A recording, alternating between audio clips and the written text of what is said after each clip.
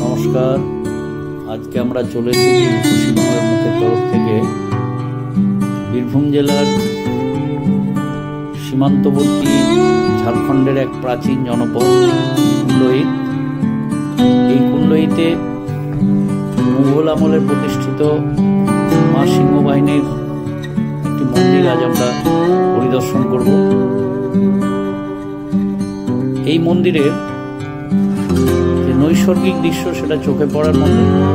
আমরা বসন্তের একদম শেষ লগ্নে এসেছি। স্বাভাবিকভাবেই কিছু রূপকথার ছোঁয়া আছে পরিবেশের মধ্যে।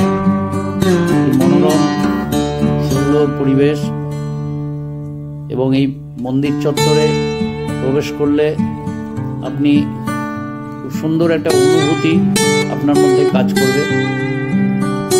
এই যে প্রাচীন জনপদ, এই জনপদের যারা অধিবাসী আছেন তারা এই সিংহবাহিনী মায়ের পুজো করেন।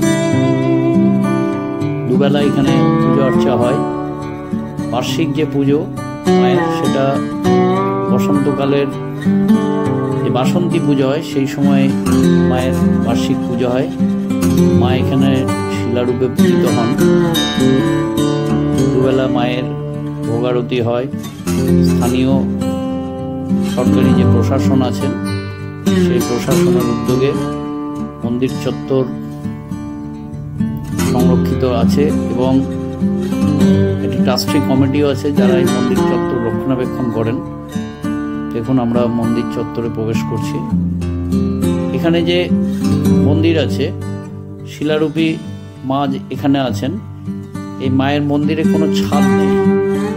দুটি প্রাচীন গাছ আছে, একটা স্থানীয় ভাষায় পাকুর গাছ এবং করমচা গাছ। সেই করমচা গাছের নিচে মা সিংহবাহিনী শিলারূপে অধিষ্ঠাত্রী আছেন। এখানে নিত্য পুজো করেন এরম দুজন পুরোহিত, তার মধ্যে একজন এই মুহূর্তে পুজো করছেন। আমরা তার থেকে জেনে নেব এই মন্দিরের কিছু ইতিহাস, এই মন্দিরে মায়ের মাহাত্ম্য তার কাছ থেকে আমরা শুনে নেব। দেখুন, আমরা ধীরে ধীরেই শিলারূপী মায়ের যেখানে পুজো হয় সেই চত্বরে প্রবেশ করছি। পুরোহিত মশাই পুজো করছেন। আমরা এইখানে মা বহুত পুরাতন, বহুত পুরনো মা। আজকাল মানে মুঘল আমলে সিংহ বাহিনী বহুত, আমি ছোট থেকে এই মায়ের সেবা করি এখানে সকাল সন্ধ্যে। এখন এলাম, বিকেল আবার আসছি। মায়ের নিত্য সন্ধ্যে করতে আসতে হয়। মায়ের এখানে আমি বহুত ছোট থেকে আছি, বাচ্চা থেকে। হ্যাঁ, মায়ের এখানে সেবাই করি আমি। শিলারূপী মায়ের পুজো হয়? হ্যাঁ, মায়ের পুজো হয় সিংহবাহিনী। সিংহবাহিনী। এটা কোন আমলের বলছেন? মুঘল আমলে সিংহবাহিনী। মুঘল আমলে, তার মানে বীর রাজাদের সব এ ছিল? বীর রাজারা, হ্যাঁ বীর রাজারা এখন এসেছিল।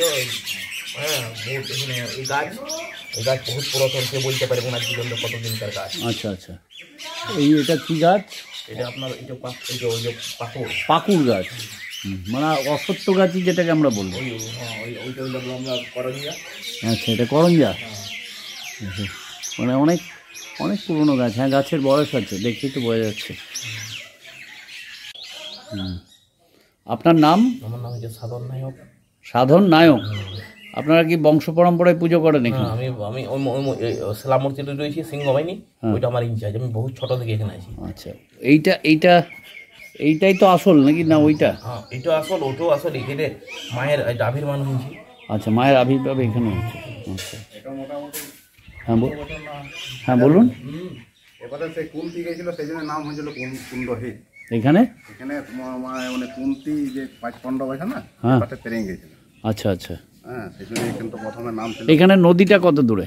শিলা নদী এখান থেকে মনে হয় 5 কিলোমিটার না 3 কিলোমিটার। শিলা নদীতে তো আপনার মানে ওখানে মহাদেবের পায়ের ইয়ে আছে তো? না, এটা এই দিকে। কোথায় আছে ওটা? মহাদেব যখন সতীকে কাঁধে করে নিয়ে এসেছিল তো, তখন তো প্রথম ওখানেই পা রেখেছিলেন। গান্ধীহাড়া এই ধার, হ্যাঁ ওই নদীটাই বটে এই ধার। ওখানে আছে তো। এদিকে দেখুন, এদিকে একটা ছোট মন্দিরের মতো করা আছে। এখানে মা সিংহবাহিনীর একটা মূর্তি।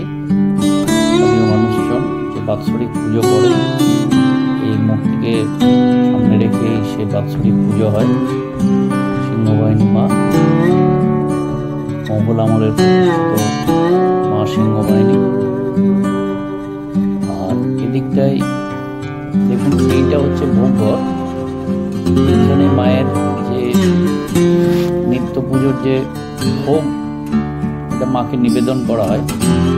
সেই ভোগঘর এখানে দেখুন, কাঠের উনুনে মাটির হাঁড়িতে মায়ের পরমান্ন ভোগ তৈরি হচ্ছে। পরমান্ন অর্থে পায়েস, দুধ এবং আতপ চাল দিয়ে প্রতিদিন। এখানেও একজন ভোগ রান্নার জন্য পুরোহিত নিযুক্ত আছেন। এনারা দুজনে মায়ের নিত্য পুজোর দায়িত্বে আছেন। এখানে দীনবন্ধু বাগদি। আচ্ছা, আপনারা মাঝে মধ্যে আসেন এখানে? আচ্ছা, আপনি কমিটির লোক। আচ্ছা, আপনারা মানে কমিটির তরফ থেকে এই উৎসবটা করেন, বাৎসরিক উৎসব? আচ্ছা আচ্ছা,